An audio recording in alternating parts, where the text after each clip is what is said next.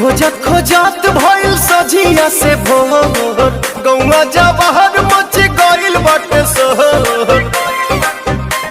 अरे जानता रहो खोजत खोजत भइल सझिया से भोर गौवा जवाहर मच गइल बाटे शहर। तो पली जतिया उघार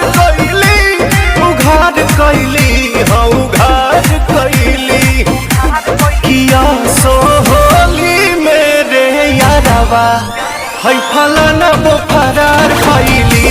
गया सोहली मेरे यारवा है फलाना वो फरार भइली। अरे विकियो का फेरा में रहता है। हो सकता है गौवा का लोगवा खिलाड़ सारा कहता है।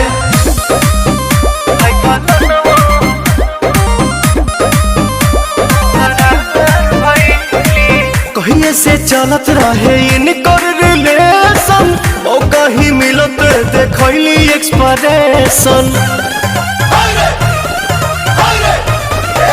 कहिए से चलत रहे इनकर रिलेशन मौका ही मिलत देखली एक्सप्रेशन। पियवा पटौनी ना विचार कैली हाँ विचार कैली किया सोहली मेरे यारवा है फल